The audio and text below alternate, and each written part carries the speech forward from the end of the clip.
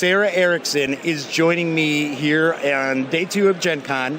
Sara was one of the most fun interviews I did at Origins. No offense to some of the people I talked to. I still love you guys. But we had a lot of fun chatting about my ignorance of all things pretty much Renegade games. And I can proudly say I have played a Renegade game. I played Covert, enjoyed it a lot. Read the review. Yeah, that was great, yeah.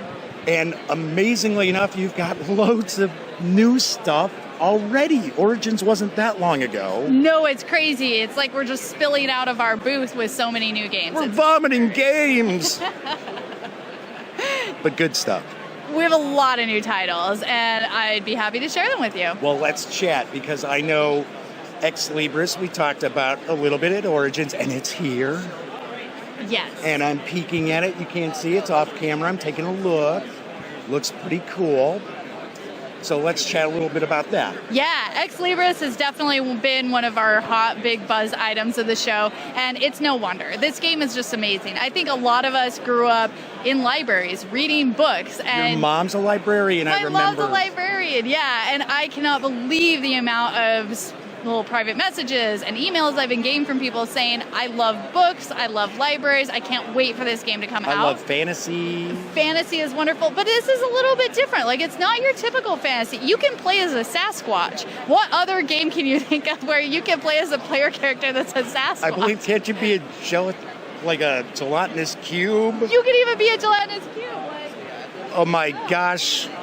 I know. You'll get a closer look when we do some B-roll, but these pieces are amazing. So wait, the cube is almost as big as a Sasquatch. So is a Sasquatch a midget, or is it just a really big cube? Big cube. You do not want to mess with this thing. So all of the different players, it's up to a 4-player game, can choose one of these 12 different fantastical characters. 12 different characters. 12. That is cool. So every time you play, you're going to get to play somebody different, which is super fun. So hopefully there's no fights breaking out about who gets to play the ghost. Oh, but the ghost is so cool. Well, the books fall right through him. He's a ghost. Just like the cube, I don't get it. I don't understand. So are we going to have to fight over the bookworm? Which one is the one you like? Snowman? I don't know all the characters yet. Oh, okay. Well, Snowman. We'll have to... I'm way too warm and friendly to be the snowman. Automaton? Are you that one? Yes, I am that. Let's ask another question of Sara. So there's 12 different player characters that you can choose from, and they each have special abilities. And this is a worker placement game. So one of your workers is going to be a special guy that gets to do something cool when you send him out on a mission. But all the other guys are just sort of generic, regular drones. They're gnomes. Minimum wage employees. Minimum wage employees. Don't expect a whole lot of effort out of them. Exactly. And it's okay, though, because they're going out looking for fantastical books for you that you're going to shelve in your library in alphabetical order. Because the inspector that comes at the end of the game does not want to see your shelves all a mess. They need to be in alphabetical order. You got to bust out the Dewey Decimal System on that? So we thought about doing that. No, instead what we did is on all of the player boards, we put the alphabet in alphabetical order. So if you don't really know if I is before K, you can look it up. It's tricky, isn't it? It is. So that is out here, and when is that hitting stores? Because unfortunately, most of the folks watching the video haven't been to Gen Con. They missed out. They Gen can't.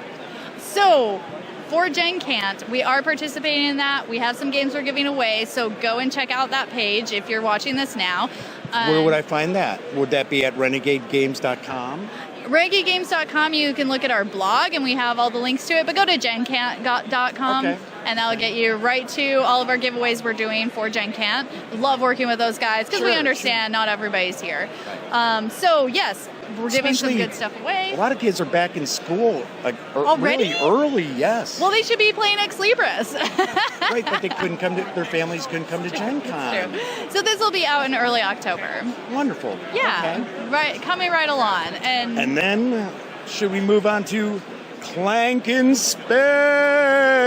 You said it right. great. Not everybody does. That's perfect. That's how I read it in my head when I saw it. Oh, yeah. That's how you read it. That's exactly how it's supposed to be said. That's perfect. So this is our big announcement that we spilled the beans on Wednesday morning. Yes. And we're really happy that so many people were excited to come and enjoy even more Clank, because Clank has been a big deal for us the last year. We put out one expansion, also super successful, and Sunken Treasures, or Treasure, is it plural? Sunken Treasures. I thought it was plural. Yeah. Good job. Yes. So Sunken Treasures came out in March, and now Clank in Space is coming out in just about a month. But we did have a few copies here for sale. I love reading all of the posts that people put on there. It's great seeing the fans so excited about it, and the response has been really good. It has a modular board, which is fun. I think it really makes a lot of sense in that game. And there's 48 different configurations, so you can play it differently almost every time you play it, up to 48. And you are in a spaceship now. In the original game, of course, you're going down in a dungeon. In this one, you're trying to go into the depths of the spaceship to try and collect artifacts that Lord Eradicus has stolen from various places in the galaxy. Eradicus, you. I know, he's such a jerk. He's on his victory tour out there bragging about how awesome he is, so you're going to go in and steal him back. You're going to deflate him. You're going to stick a pin in him and let a little bit of air out. You know, it's funny you say that, because actually in this game you have to go to several different places in this ship to be able to place cubes that will take down the force field. There's actually a force field that won't allow players to get to where the artifacts are until you deactivate it. Okay. But if I deactivate the force field for me, you still also have to do it for you. It'll only let me in. Oh, okay. So it's a little bit trickier than the original one. You have to think about how you're moving around the board. Sure. Yeah, but keeps it super fun, makes it a little bit more interesting, and oh my gosh, the puns in this game about sci-fi stuff are hilarious. It's a really funny game. Got a bunch of Easter eggs floating around in there. Oh yeah. Nice. If you have watched any sci-fi stuff, if you are a lover of Star Trek or Star Wars or any of those, I'm you're not just sure gonna... what sci-fi stands for.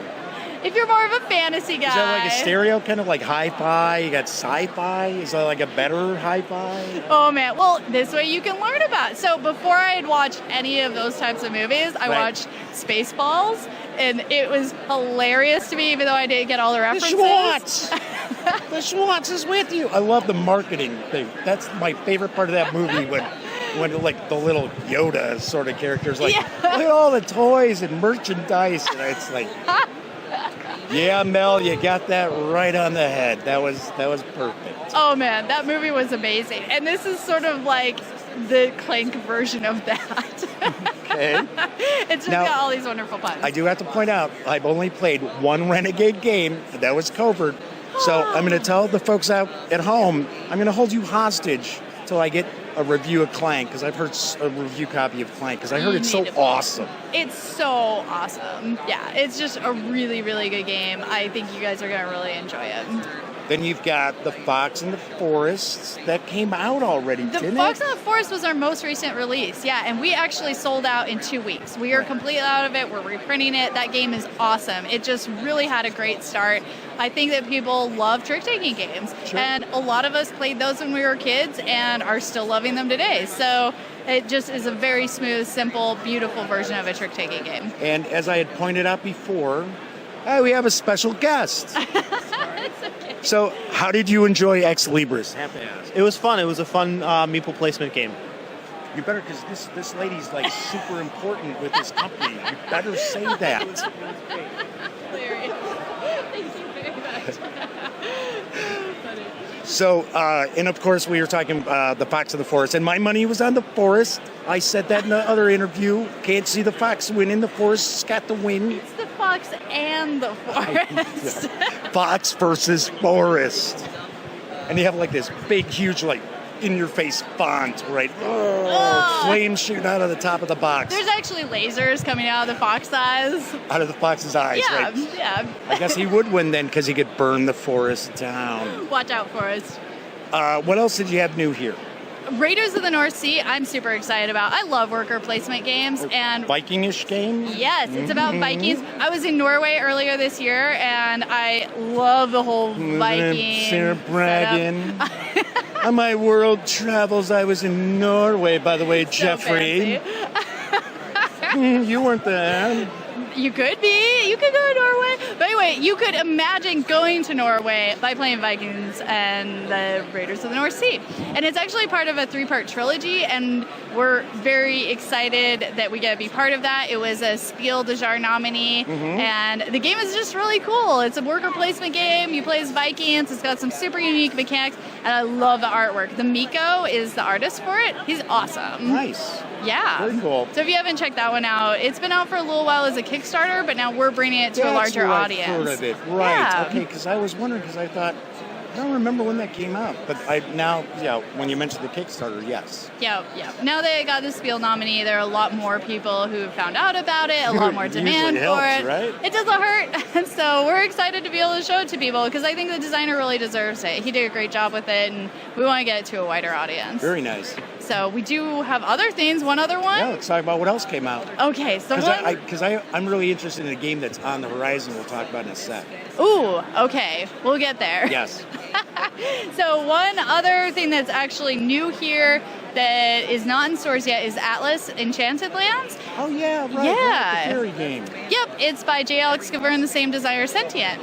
And he did a really great job of making the perfect lunchtime game. If you just have 20 minutes, you want to sit down and play a beautiful game, artwork by Beth Sobel, very relaxing, interesting, this is the one. Kids can sneak it into study hall, hopefully nobody's watching. Oh, I'm sure you could have some good excuse for why you were playing it. You're studying nature. There you go. That's right. I'm working on game theory. That's what I'm studying. Oh, game theory. Yeah. I think games can be very useful in a school setting, right? Yes, they certainly can. Theory education. So that was the last of the ones hitting here at Gen Con? So we still have 2 other games that we talked about at Origins that aren't quite in stores yet, but we do have Flip Ships and Sentient. Right. They're not quite out in stores, but they'll be there early September. And was Flip Ships here? Did you have copies of it here and it's sold out again? Yeah, both of those are actually sold out. Because it flew out of Origins too for you guys. Oh yeah, in fact, very popular. People can't actually see this. You guys have a really nice large area, and it is jam-packed with people. We're like stuck off into a corner because so many people are here buying Renegade games. It's been a pretty crazy event. So let's talk about what's on the horizon, and you guys have piqued my interest with, is it Kessler 3042? Kepler 3042. Okay. It's close. That was close. I got the numbers right. You did. Yeah, that's impressive.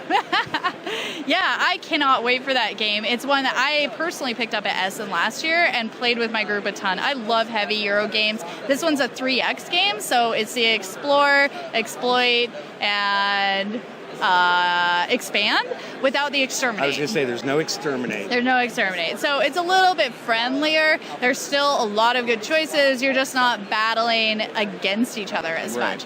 So it's got brand new artwork. The original one that came out last year was a Kickstarter version in Italy. We took that fantastic game and just reskinned it. It's still space, but it's got Kwanchai Moria art on it.